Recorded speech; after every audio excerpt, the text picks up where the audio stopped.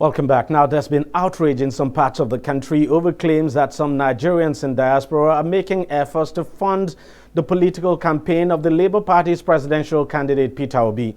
The reaction came after one of the leaders of the party, Patu Tommy, revealed that the crowdfunding portals Nigerians in the diaspora plan to launch for Obi's campaign will be launched next week.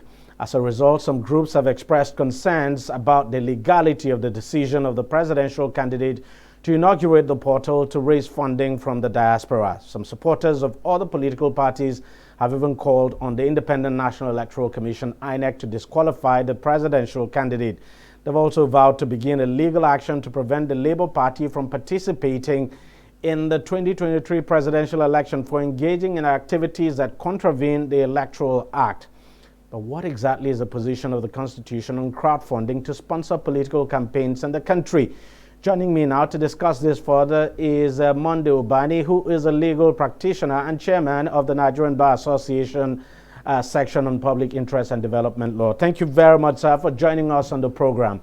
Tell us what exactly the position of the law is on diaspora funding of political campaigns in the country. Yeah, thank you, Deji, for having me. This is a very important topic, especially as we are edging towards 2023 general election. The Constitution itself and Electoral Act, they are very specific about funding of political parties, and we have to look at the philosophy behind issue of foreign funding. There is no country that will want its sovereignty to be compromised. And of course, that's why they are very careful in ensuring that anytime they are having election in view, they will not want a situation where other countries probably will take advantage of probably a weakness of any of those countries that are ready to conduct election in order to sponsor any government that is coming in, because that will compromise the sovereignty of that particular. But in this case, we're talking about Nigerians in the diaspora, so we're not talking about other countries. These are Nigerians accepted. They are not allowed to vote, but can they make contributions to support a political party? Yes, I'm trying to build on the philosophy behind issue of foreign investment, by other individuals or government in election in any country. So they don't want a situation where the sovereignty of that country will be compromised. Also, issue of illicit fund coming into the state that will compromise the electoral process, is something that any government will always do their laws, at law.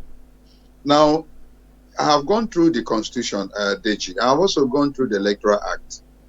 I have not seen where there is even the issue of disqualification of any political party or candidate by virtue of any foreign donation.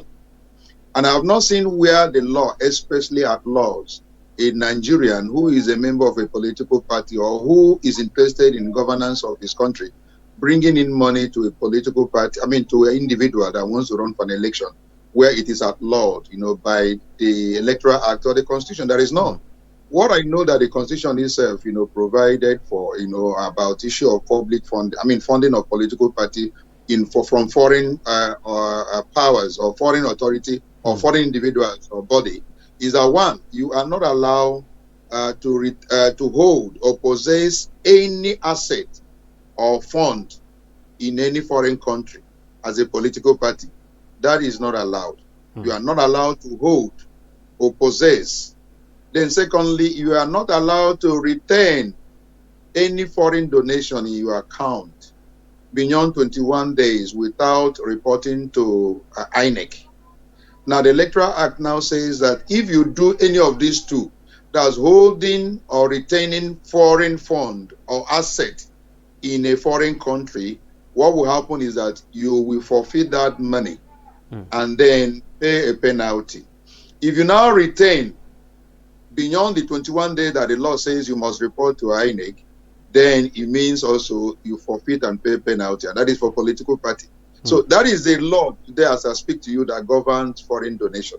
So there is nowhere it says it is illegal for a Nigerian who lives in the diaspora who wants to fund any of the political parties here as a political party member or as an interested party who is interested in the country where he comes from, where the law outlaws it. There is nowhere. There is nowhere. And if anything ever happens that they find that you have retained or possess any of those money outside the country, it is issue of forfeiture and not even issue of disqualification. So I don't know where these people are coming from, with all manner of interpretation being given.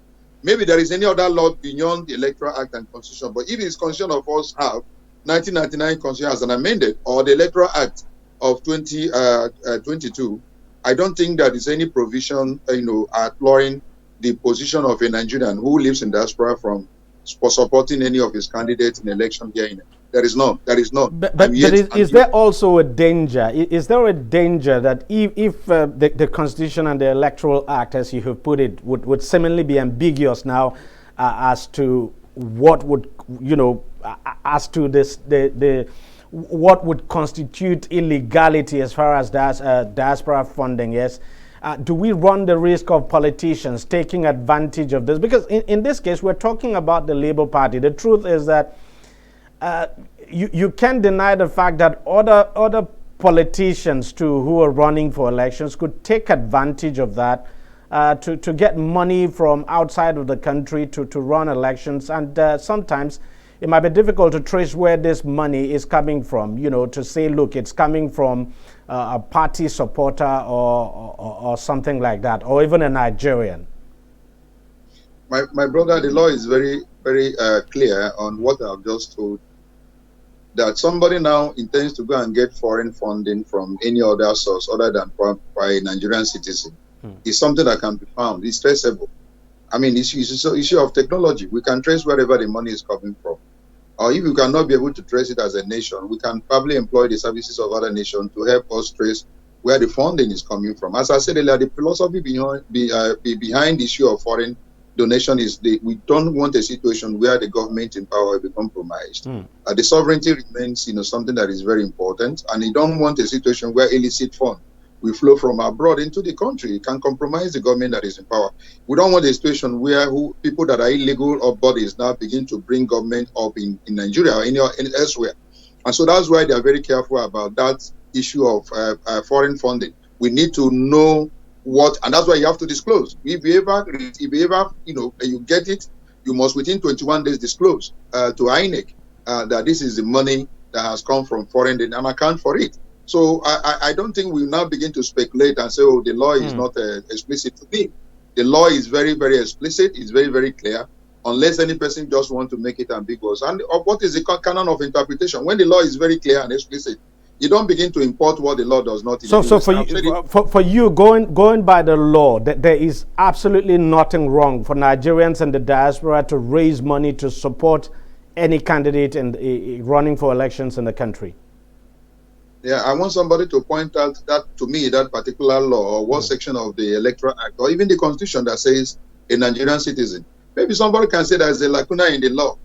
If they now want to say the people who are in diaspora should not contribute, the law now specifically have to mention that Nigerians who are living abroad should not in any way contribute to electoral funding of political parties or political process in Nigeria. That has not been provided for. So whatever is not provided for, you have no right whatsoever to import into it, by way of a canon of interpretation. So to me, let anyone point out, we are looking at Section 85 of the Electoral Act. We are looking at 225 of the Constitution. Go and look at those two, laws and look at what they have provided for an issue of foreign funding of political parties in Nigeria. So there is not any provision that says a Nigerian who is interested. Why can you allow money to flow in from our Nigerian citizen into the country to help your economy, and then when it comes to show to elections, you won't allow it? No, it doesn't look logical. That's a very good logic, and I think that's where we'll have to leave it. Thank you very much for your time on the Ubani, and thank you for talking to us. Thank you for having me, Dej. Thank you so much, sir. Well, that's how much we can take on the program this week. Thank you very much for watching. I'll see you again next week. Bye-bye.